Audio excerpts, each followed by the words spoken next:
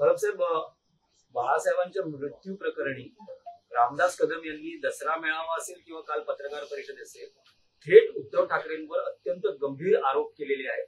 त्यावर पक्षाची नेमकी काय भूमिका आहे? रामदास कदम यांनी जो काल दसऱ्याच्या मेळाव्यात नीचपणा केलाय, याला नीच हाच एक शब्द लागू होतो. खरं म्हणजे याचं उत्तर देण्याची आम्हाला गरज वाटत नव्हती, कारण पोरीबाळी नाचवून त्यांची दलाली खाऊन किंवा भाड खाऊन भाडगिरी करणाऱ्यांना आम्ही उत्तर द्यावं एवढी त्यांची लायकी नाही. तरी देखील आमच्या दैवतेच्या बाळासाहेबांच्या मृत्यूवरती त्यांनी संशय घेतलाय, म्हणून मी आज त्याचं उत्तर देतो. मी या विभागाचा विभाग प्रमुख आहे आणि शिवसेनेच्या पद्धतीप्रमाणे तुम्हाला माहिती आहे की विभाग प्रमुख हा प्रत्येक गोष्टीला जबाबदार देखील असतो आणि त्याच्याकडे मूलतः जबाबदारी त्याच्याकडे असते. ही जबाबदारी माझ्याकडे होती. बाळासाहेबांच्या अंतिम क्षणी मी 24 तास तिथे होतो, त्यामुळे या सगळ्या घटनेचा मी प्रत्यक्ष साक्षीदार आहे आणि त्यामुळे तिकडे प्रत्येक वेळेला प्रत्येक क्षणाला जी घटना मी बघितलेली आहे, घडलेली आहे, त्याचा मी साक्षीदार आहे. रामदास कदम हे आता बाळासाहेब गेल्यानंतर जवळपास 14-15 वर्षांनी त्यांना कंठ फुटलाय. बाळासाहेब 2012ला गेले, 2014ला रामदास कदम मंत्री झाले. त्यांना मंत्री केलं कोणी? शिवसेनेचे पक्षप्रमुख उद्धवजी ठाकरे यांनी. त्यावेळेला तर बाळासाहेब नव्हते. उद्धव ठाकरे इतके वाईट होते, मग 2014ला त्यांनी मंत्रिपद का स्वीकारलं? 2014 ते 2019 मंत्रिपद ओरपलं. 2019ला मुलाला आमदारकी घेतली. म्हणजे शिवसेनेकडनं जोपर्यंत सगळं मिळत होतं, उद्धव ठाकरेंकडनं सगळं मिळत होतं, तोपर्यंत उद्धव ठाकरे चांगले होते. उद्धव साहेबांनी जर काय वाईट केलं असतं आणि तुम्ही जे स्वतःला मराठा स्वाभिमानी समजता, तुम्ही त्याच वेळेला खरं पक्ष सोडायला पाहिजे होता आणि सांगायला पाहिजे होतं की मी अशा माणसाबरोबर काम करणार नाही. 2012ला रामदास कदम कुठल्या बाकड्यावर झोपले होते हा बाकडा मी शोधतोय. मातोश्रीवरती असे कुठल्या बाकड्यावरती कोणाला झोपायला देत नाही. बाळासाहेब ज्या खोलीत होते शेवटचे दिवस, त्यावेळेला 24 तास तिथे डॉक्टरांचं पथक होतं. एक डॉक्टर नव्हता, डॉक्टरांचं पथक होतं. प्रत्येक मिनिटाला मॉनिटर केलं जात होतं. तिथे असंख्य लोक भेटायला येत होते आणि सगळ्यांना माहित होतं की बाळासाहेब जिवंत. बाळासाहेबांची प्रकृती खूप खालावलेली होती, परंतु त्याचं आता राजकारण करायचं आणि सगळ्या गोष्टींना जे महाराष्ट्रामध्ये आता जे प्रश्न उभे राहिलेले आहेत याच्यापासून आमचं लक्ष बाजूला न्यायचं, हा याच्यामधला कुटील डाव आहे. आणि रामदास कदम आज जे सांगतायत की नार्कोटेक्स करा, माझी नार्कोटेक्स करा, आमचं म्हणणं असं की ही नार्कोटेक्स झालीच पाहिजे. या नार्कोटेक्स मधनं सत्य काय ते बाहेर आलंच पाहिजे. जो रामदास कदम यांनी खोटे आरोप केलेले आहेत याच्यावरती मी स्वतः रामदास कदम यांच्यावरती अब्रू नुकसानीचा दावा दाखल करत आहे आणि ह्या अब्रू नुकसानीच्या दाव्यामधला जी रक्कम येईल ती रक्कम दुष्काळग्रस्त शेतकऱ्यांना पाठवायची असा निर्णय मी घेतलेला आहे. पण त्याचबरोबर ही नार्कोटेक्स होणं गरजेचं आहे. या नार्कोटेक्स बरोबर अजून एक नार्कोटेक्स होणं गरजेचं आहे. सन 2093 मध्ये रामदास कदम यांच्या बायकोने स्वतःला जाळून घेतलं.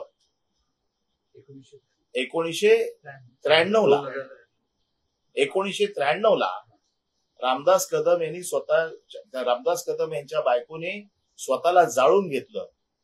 ते जाळून घेतलं का तिला जाळलं का काय झालं हे देखील नार्कोटेक्स मध्ये आलं पाहिजे. कोणाला बंगले बांधून दिले खेडमध्ये, त्या बंगल्यावरनं काय राजकारण झालं, काय गोंधळ झाला, हे सगळं आलं पाहिजे. आणि जर नार्कोटेक्सला शक्य नसेल तर त्यांचा मुलगा हा आता योगेश कदम गृहराज्यमंत्री आहे. गृह खात्याची सूत्र त्याच्या हातात आहेत. आपल्या बापाने काय उद्योग केलेत 1993 याची देखील चौकशी झाली पाहिजे. या चौकशीची मागणी मी करतोय. कारण आपलं ठेवायचं झाकून आणि दुसऱ्याचं बघायचं वाकून, ही जी पद्धत आहे या पद्धतीला आळा घालण्याची गरज आहे. माझी मागणी आहे मुख्यमंत्र्यांकडे, गृहमंत्री म्हणून किंवा गृहराज्यमंत्र्याकडे, की 1993 गृहमंत्र्याच्या आईने स्वतःला जाळून घेतलं होतं, त्या जाळून घेतलेल्या प्रकरणाची देखील सविस्तर चौकशी झाली पाहिजे. या प्रकरणाची तर झालीच पाहिजे. मी स्वतः या सगळ्या घटनांचा साक्षीदार आहे. पुन्हा बाळासाहेबांच्या मृत्यूपत्राचा देखील मी ट्रस्टी आहे. बाळासाहेबांचं मृत्यूपत्र एक्झिक्यूट करून घेण्याची जबाबदारी माझ्यावर होती. त्याच्यामुळे बाळासाहेबांचं मृत्यूपत्र मला माहिती आहे. हे जे काही आरोप करतायत की मृत्यूपत्र कसं बनवलं गेलं, मला विचारा ना. मी साक्षीदार आहे. मृत्यूपत्र मी बनवलेलं आहे, त्याच्यामुळे मला माहिती आहे. मृत्यूपत्रात काय आहे मला माहिती आहे. मृत्यूपत्रात ठसे लागतात का मला माहिती आहे. मृत्यूपत्रात आणखीन काय लागतं. आणि मेलेल्या माणसाचे ठसे घेतले जरी तरी त्याचा काही उपयोग होत नाही. त्यांचं ज्ञान कच्चं आहे. हे फक्त लोकांच्या मनात उद्धव साहेबांच्या बद्दल एक विष घालवायचं, उद्धव साहेबांच्या बद्दल मनामध्ये घृणा तयार करायची, उद्धव साहेबांच्या बद्दल असलेलं जे काही लोकांमध्ये असलेलं प्रेम हे कमी करायचं. मुंबई महानगरपालिका त्यांना माहितीये ते जिंकू शकत नाहीत. आणि मग असा कोणाला तरी पुढे करायचं, रामदास कदमला पुढे करायचं, रामदास कदमने असं बोलायचं आणि मूळ विषयापासून लक्ष दुर्लक्षित करायचं. शिशुपालाचे 100 अपराध आता झालेले आहेत. या अधिवेशनामध्ये हे जे काही सगळे पुरावे आमच्याकडे आलेले आहेत, मागच्या अधिवेशनात मुख्यमंत्र्यांनी त्यांना वाचवलेलं आहे. आमचा मुख्यमंत्र्यांवरच आरोप आहे की असे शिशुपाल तुम्ही का वाचवताय, अशी तुमची काय मजबुरी आहे की ज्याच्यासाठी तुम्ही ह्या लोकांना वाचवताय. एवढे अपराध, डान्स बार चालवतायत, वाळू चोरतायत, दादागिरी करतायत, जमिनी लाटतायत. माझ्याकडे सगळी प्रकरणं आली आहेत मागच्या अधिवेशनापासून. तिथे लोक समोरून येऊन माहिती देत आहेत की यांनी कोणाकोणाच्या जमिनी ढापल्या आहेत, यांनी कोणाकोणाच्या जमिनी खाल्ल्या आहेत, कोणाकोणाला दादागिरी करून बेघर केलेलं आहे, त्यांच्या पुतण्याने आत्महत्या केली आहे. ही आत्महत्या का केली आहे याचा देखील शोध गृहराज्यमंत्री योगेश कदम यांनी घेतला पाहिजे. त्याचं देखील कारण बाहेर आलं पाहिजे. घरातली लोक आत्महत्या करतायत, कशासाठी करतायत, काय त्याचं कारण आहे, त्याच्या मुळाशी जा, त्याची चौकशी करा की काय घडलंय. की सगळे दारू पिऊन तिकडे जो काय धुमाकूळ चालू आहे खेडमध्ये, याची सगळी वाच्यता येणाऱ्या अधिवेशनात होईल. काय काय अजून प्रकार, मागच्या अधिवेशनात तर फक्त 2च प्रकरण आली बाहेर. या अधिवेशनात पुराव्या सकट पुन्हा सगळी मी प्रकरणं देणार आहे. आणि यावेळेला मुख्यमंत्र्यांना आव्हान आहे की तुम्ही किती वेळा ह्यांना वाचवणार. असे हे सगळे तुमची बदनामी करतायत सरकारची. तुमचं सरकार यांच्यामुळे डागाळलं जात आहे. मुख्यमंत्र्यांनी तरी स्वतःची प्रतिमा स्वच्छ ठेवण्यासाठी अशा मंत्र्यांना हाकलून दिलं पाहिजे. आणि हे जे असे नासके आंबे आहेत मंत्रिमंडळातले ते काढले पाहिजे. आज गृहराज्यमंत्र्यांची ताकद तुम्ही दाखवताना, डान्स बार वरती जाऊन रेड करताना, स्वतःच्या घरात काय चाललंय त्याची चौकशी करा. 93 साली तुझ्या आईने का आत्महत्या करायचा प्रयत्न केला, स्वतःला का जाळून घ्यायचा प्रयत्न केला, याची चौकशी कर. आणि माझं आव्हान आहे, नार्को टेस्ट ही झालीच पाहिजे. या नार्को टेस्ट मध्ये बाळासाहेबांचे ठसे कोणी घेतले, का घेतले, कशासाठी घेतले, याची देखील चौकशी झाली पाहिजे. पण त्याचबरोबर 1993 साली ज्योती रामदास कदम यांनी आत्महत्या का करायचा प्रयत्न केला, स्वतःला का जाळून घ्यायचा प्रयत्न केला, जाळलं. आजही तिकडे खेडमध्ये साक्षीदार आहेत घटनेचे. वेळ पडली तर त्यांना देखील मी समोर आणू शकतो. खूप साक्षीदार आहेत आजही, जे समोरून सांगतात की त्या घटनेचे आम्ही साक्षीदार आहोत. आणि म्हणून आपलं ठेवायचं झाकून आणि दुसऱ्याच्या घरात बघायचं वाकून ही प्रवृत्ती बंद करा. कारण कसं आहे की शक्यतो कोणाच्या घरात जाणं हे आमच्या संस्कृतीला पटत नाही. परंतु बाळासाहेबांसारख्या दैवताच्या मृत्यूबद्दल तुम्ही शंका व्यक्त करताय. आज डॉक्टरांची पॅनल्स तिथे होती, सगळे मुंबईतले तज्ञ डॉक्टर तिकडे हजर होते, मोठ्या मोठ्या डॉक्टरांच्या समोर या सगळ्या चाचण्या होतात आणि मृत्यू जाहीर करण्याचा अधिकार हा डॉक्टरांचा असतो.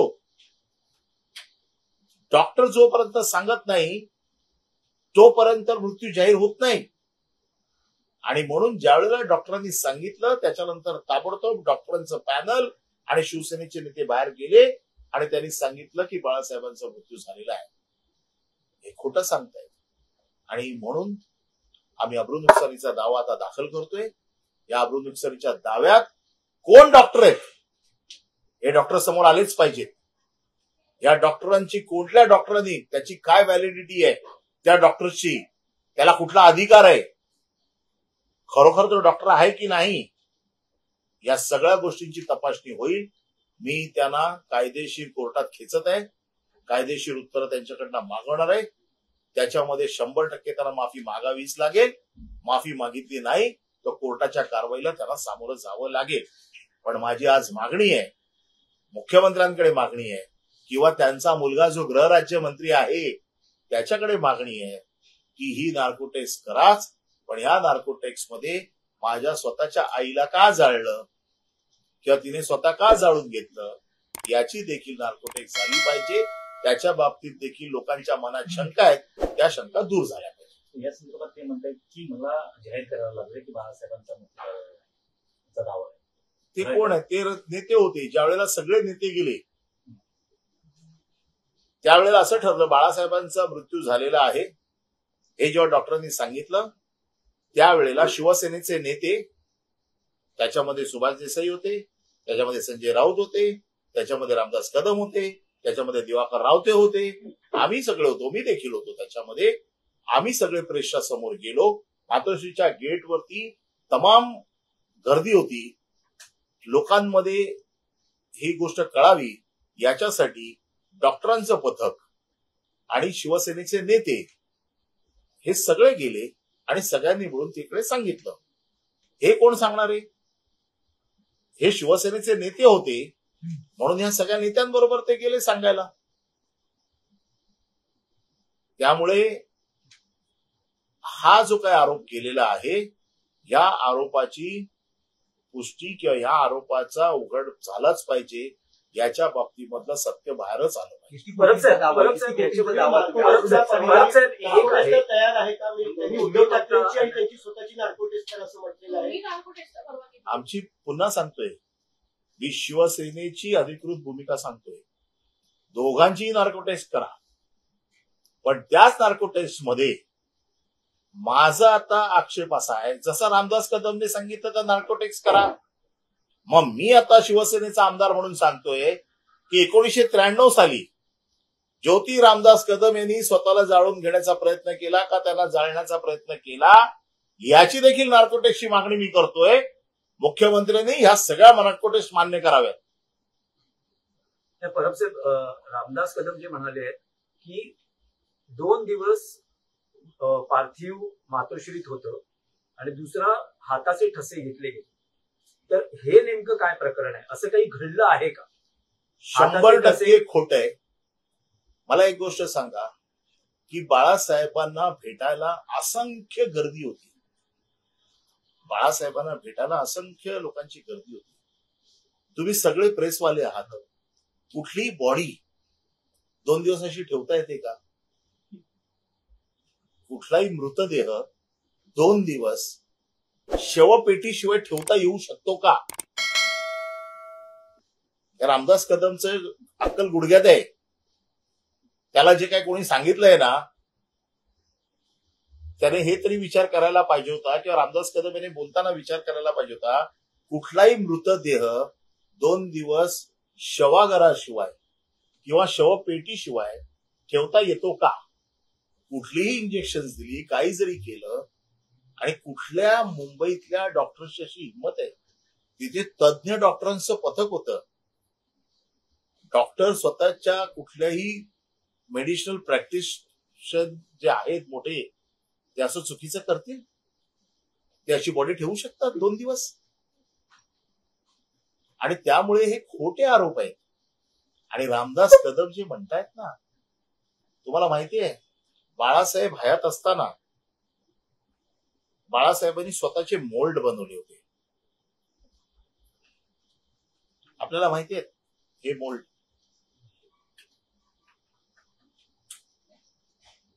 हे बाळासाहेबांच्या हयातीत बाळासाहेबांनी स्वतःच्या हाताचे मोल्ड बनवले होते.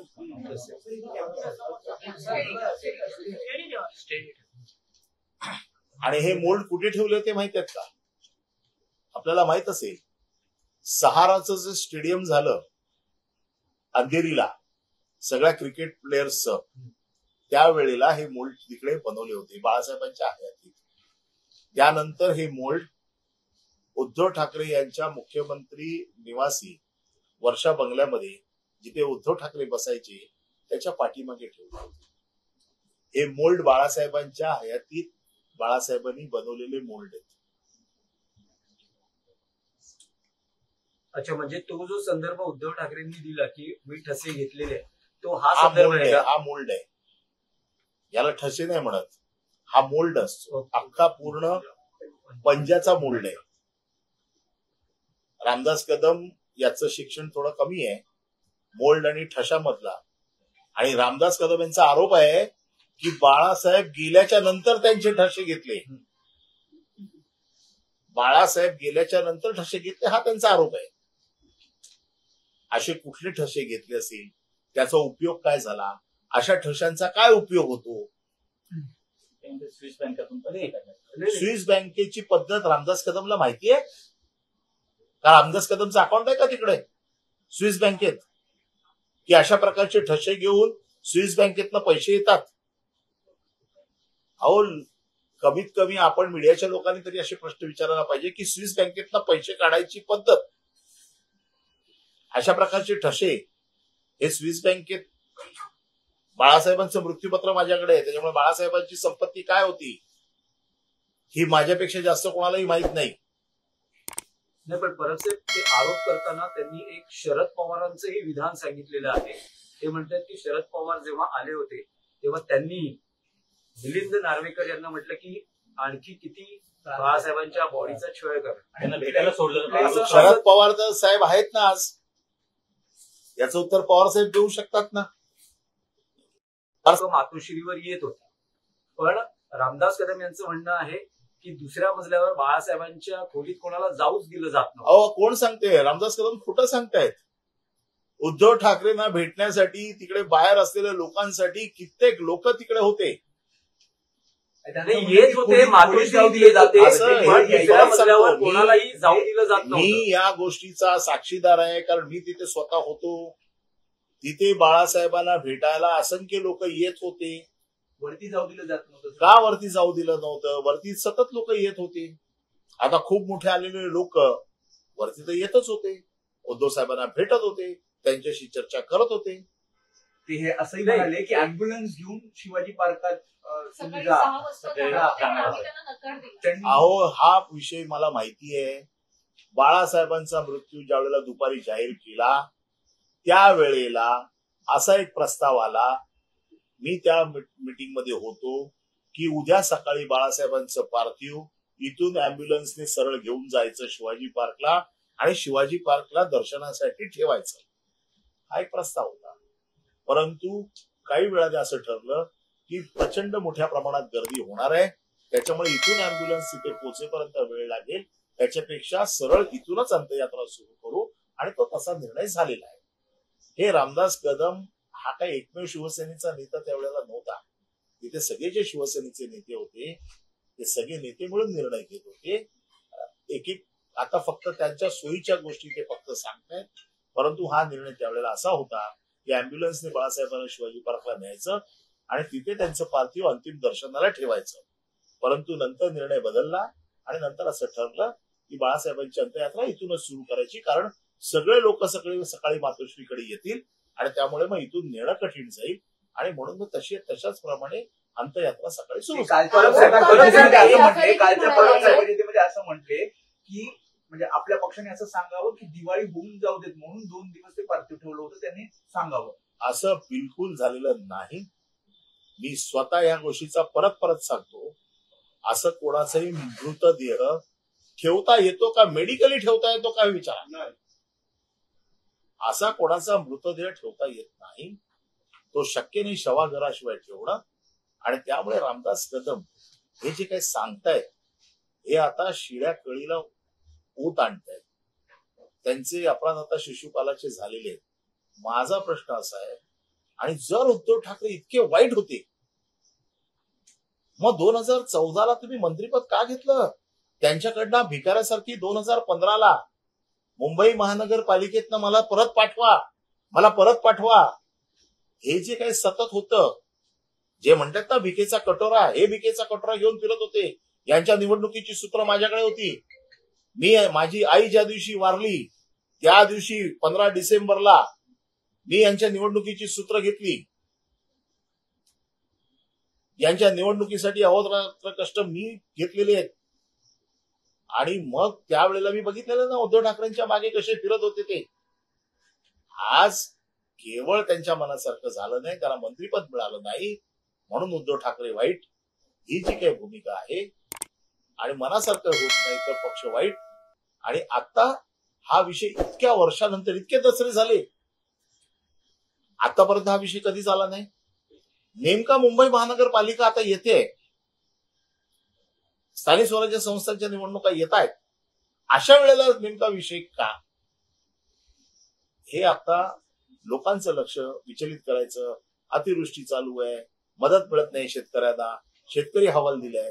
अशा वेळेला शेतकऱ्यांच्या या सगळ्या प्रश्नांपासून लक्ष बघा, सध्या 2 दिवस हेच चाललंय. आणि अशा प्रकारचे विषय बाहेर काढून लोकांचं लक्ष विचलित करायचा डाव आहे.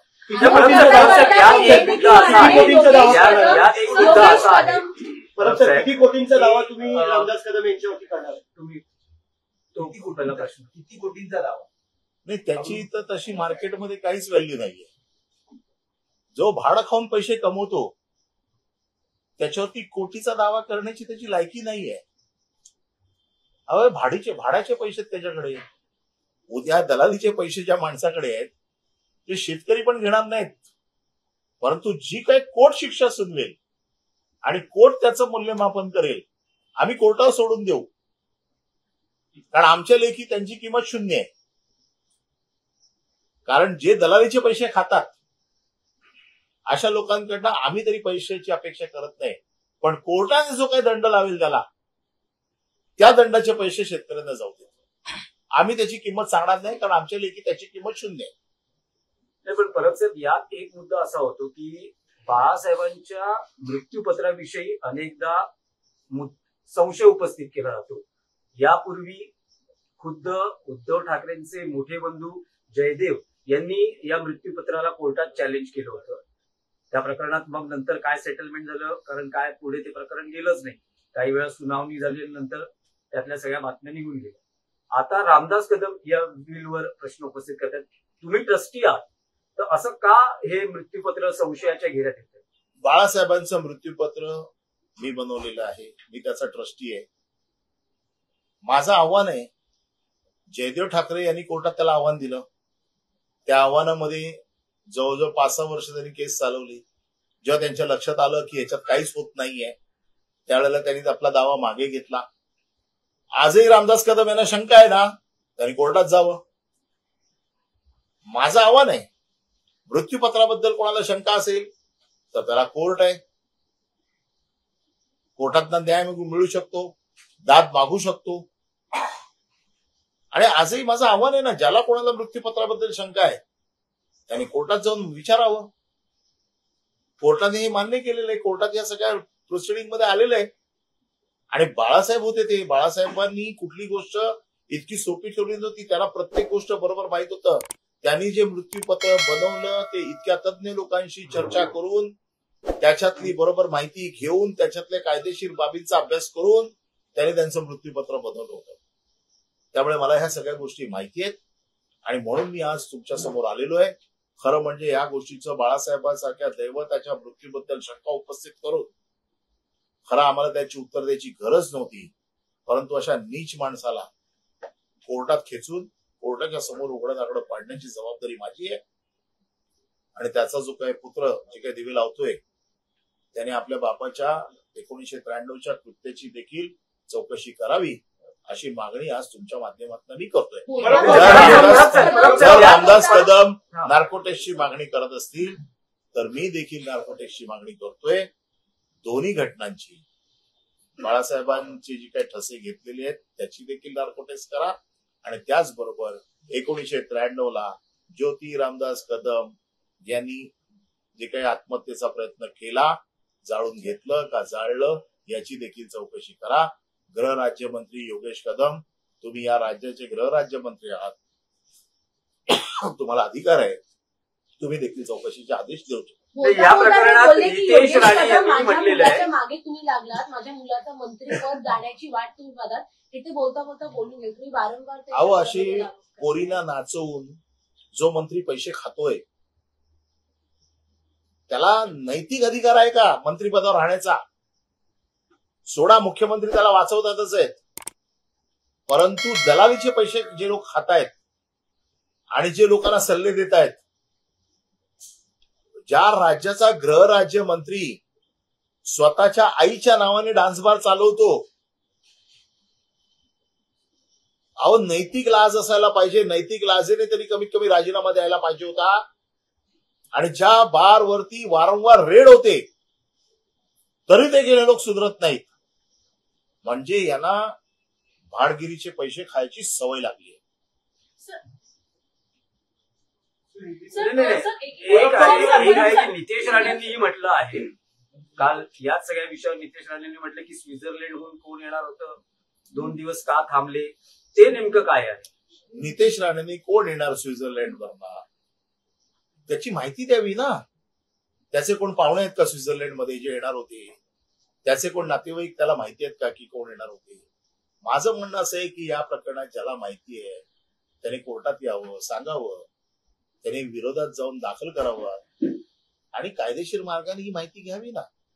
केवळ आरोपाचे बाण सोडायचे आणि लोकांचं लक्ष विचलित करायचं, असं करण्यापेक्षा तुम्ही ऍफिडेव्हिटवरती लिहून द्या, कोर्टात जा आणि सांगा ही माणसं येणार होती, यांची ही तिकीट आहेत, हे या गोष्टीशी संबंधित आहेत, काय असेल ते तुमच्याकडे माहिती तुम्ही द्या ना.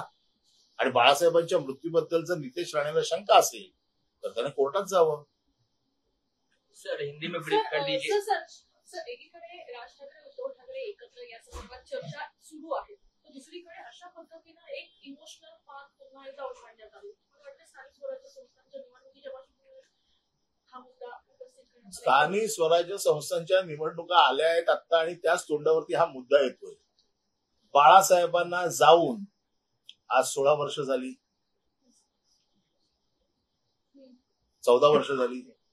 14 वर्षामध्ये हा मुद्दा कधी आला नाही, हा मुद्दा आता येतोय. म्हणजे निवडणुकींच्या तोंडावरती असे मुद्दे घेऊन यायचे, उद्धव ठाकरेंना बदनाम करायचं, ही त्याच्या मागची रणनीती आहे.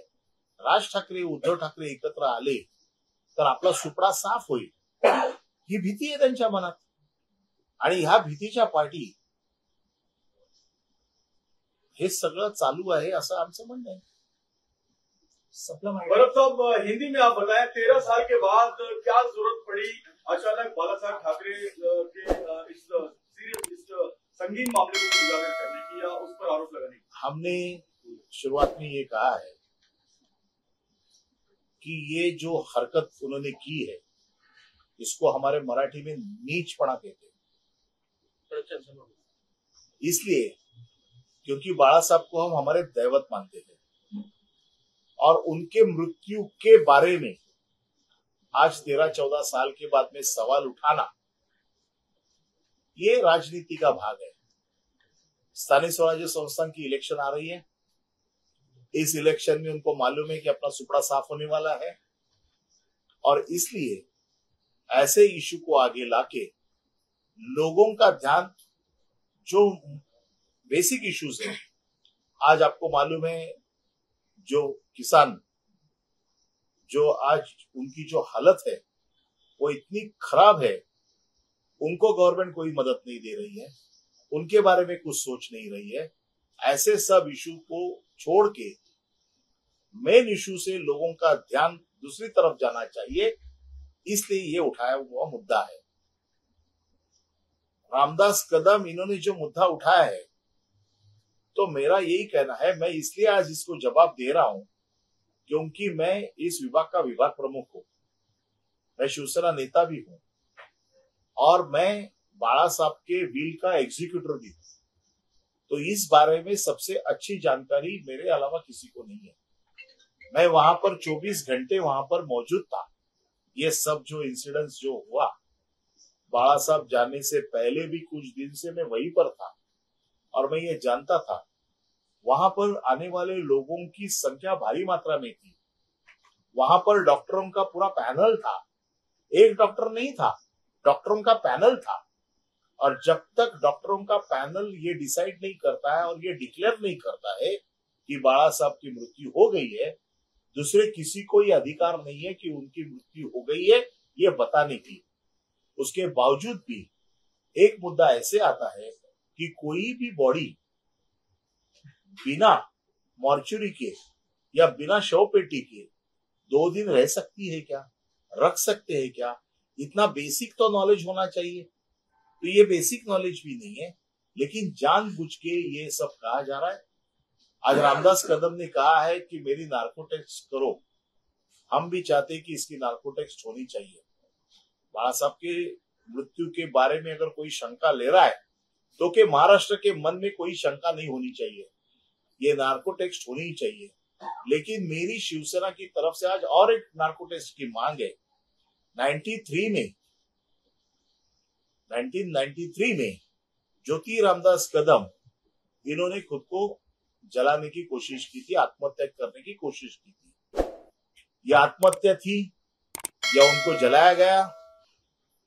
खेड़ में किस किस के बंगले बन गए, कौन से झगड़े में ये सब हुआ, और इसको जलाया या जला के लिया, इसकी भी नार्को टेस्ट होनी चाहिए। अगर वो नार्को टेस्ट नहीं होती है तो मेरी दूसरी मांग है कि ज्योति रामदास कदम के बेटे योगेश रामदास कदम ये महाराष्ट्र राज्य के गृह राज्य मंत्री है। आज पुलिस उनके हाथ में है। आज पुलिस को आदेश देके इस घटना की भी चौकसी होनी चाहिए। अगर बाला साहब के मृत्यु की चौकसी की मांग होती है तो मुझे लगता है कि इस घटना की भी चौकसी की मांग होनी चाहिए। उनके भाई के लड़के ने एक आत्महत्या की है, उसकी भी मांग होनी चाहिए कि ये आत्महत्या की हुई है। ऐसी जो उनके घर में जो आत्महत्या करने की कोशिश हुई है या हुई है, इसकी भी नार्को टेस्ट होनी चाहिए। मेरा ये कहना है कि जो रामदास कदम ने मांग की है वो मांग को लेते हुए उसी मांग को मैं आगे बढ़ाता हूं, और जो गलत है उसके बारे में मैं रामदास कदम के ऊपर डिफर्मेशन का केस डाल रहा हूं। डिफर्मेशन में उन्होंने माफी मांगनी चाहिए और डिफर्मेशन में कोर्ट उनको जो सजा देगी वो जो पैसे आएंगे, क्योंकि मेरे हिसाब से उनकी वैल्यू 0 है और हम वो पैसा लेना नहीं चाहते हैं जो डांस बार से आए हुए हैं। तो कोर्ट जो सजा दे वो अंगूठे के निशान लेके क्या फायदा होगा? इसकी जांच होनी चाहिए, नार्को टेस्ट होनी चाहिए। लेकिन मैं जो कहता हूं उसकी भी नार्को टेस्ट होनी चाहिए। लेकिन ये जो सब गलत बातें हैं, क्योंकि 2 दिन पार्थिव ऐसे रख नहीं सकते हैं जब तक उसको शवपेटी में नहीं रखते या मॉर्चुरी में नहीं रखते हैं, ऐसे रखना मुश्किल है। तो रामदास कदम के ये जो दावे हैं वो सब गलत है। ऐसे गलत दावों के लिए मैं रामदास कदम के खिलाफ कोर्ट में जा रहा हूँ और कोर्ट में मैं डिफॉर्मेशन फाइल कर रहा हूँ। साहब आपसे जानना चाहेंगे कि बाला साहब ठाकरे सभी के लिए आदरणीय है, तो क्या एकनाथ शिंदे को कोई कार्रवाई नहीं करनी चाहिए उनके ऊपर? इस तरह के बयान दिया। अभी एकनाथ शिंदे की भी क्या मजबूरी है मुझे मालूम नहीं। एकनाथ शिंदे की मजबूरी क्या है मुझे मालूम नहीं कि ऐसे लोगों को उनको संभालना पड़ता है। अब एकनाथ शिंदे बाला साहब के अगर कहते हैं कि हम बाला साहब के विचारों से चल रहे हैं, बाला साहब ने ये सिखाया था, और मैं मातोश्री का वो कौन सा बाखड़ा है वो ढूंढ रहा हूं कि जिसके ऊपर रामदास कदम सोए थे। एक शिवसेना का नेता ऐसे बाखड़ा पे सोता है, ऐसा कौन सा बाखड़ा है मैं देखना चाहता हूं। कल मैंने पूछा मातोश्री में ऐसा कौन सा बाखड़ा है तो बताओ जरा। रामदास कदम वहां पर कितने समय थे, कितने बार आए और कितने बार गए, ये मुझे मालूम है, क्योंकि मैं 24 घंटे वहां पर था। मैं इस विभाग का विभाग प्रमुख हूं, मैं पड़ोस में ही रहता हूं, तो मेरे अलावा इसकी जानकारी और किसको होगी। निकाय चुनाव से ठीक पहले वो मोल्ड क्या है जो बाला साहब ने खुद बनाया था? बाला साहब ने खुद का एक मोल्ड बनाया था उसके लिए, क्योंकि ऐसे बड़े लोगों के मोल्ड बनते हैं, बहुत सारे लोगों के। आज आपने देखा होगा, भारत रत्न सचिन तेंदुलकर होंगे, आज लता मंगेशकर होंगे, ऐसे भी बड़े बड़े लोगों के मोल्ड बनाए जाते हैं, एक उनकी याद में बनाए जाते हैं, और वो लोगों के लिए कहीं ना कहीं म्यूजियम में रखे जाते हैं। मेरे हिसाब से ऐसे बहुत सारे वर्ल्ड में जो बड़ी बड़ी हस्तियां हैं, उनके उस स्टेडियम में ये मोल्ड रखे थे। उसके बाद में ये मोल्ड उद्धव जी जब मुख्यमंत्री बने तब उद्धव जी के केबिन में थे।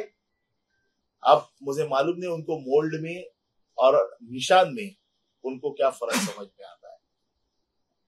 निकाय चुनाव से ठीक पहले 2012 से 2025 का 14 साल का लंबा समय बीत गया। एक मुद्दा ये जो है लाया गया है, पॉलिटिकली मोटिवेटेड है, जो इंटेंशन क्या लग रही है? देखो, उद्धव ठाकरे के बारे में इतनी बुराई करते थे, 2012 में बाला साहब के बारे में उद्धव ठाकरे ने ऐसा किया, ऐसा उनका आरोप है। रामदास कदम को मैंने देखा हुआ है 2019 में, अभी मुझे कुछ नहीं चाहिए, मेरे बेटे को आमदार बनाओ, ये कहते हुए भी मैंने देखा है। तब उद्धव ठाकरे बहुत अच्छे थे। उद्धव ठाकरे के बारे के जो बयान उस वक्त के हैं आज भी है। तो 2014 में उद्धव ठाकरे बहुत अच्छे थे, 2019 तक उद्धव ठाकरे बहुत अच्छे थे। नितेश राणे का भी एक वाकया इंडियन चर्चा में है, स्विट्जरलैंड की कहानी बता रहे हैं सर, वो मामला क्या जरा? नहीं, मुझे मामला मालूम नहीं। नितेश राणे वो को अगर वो मालूम दावा है कर रहे हैं कि वो तो नितेश राणे को जो चीज मालूम है उसने आके कहना चाहिए। उसने बाला साहब के ऊपर एक पिटीशन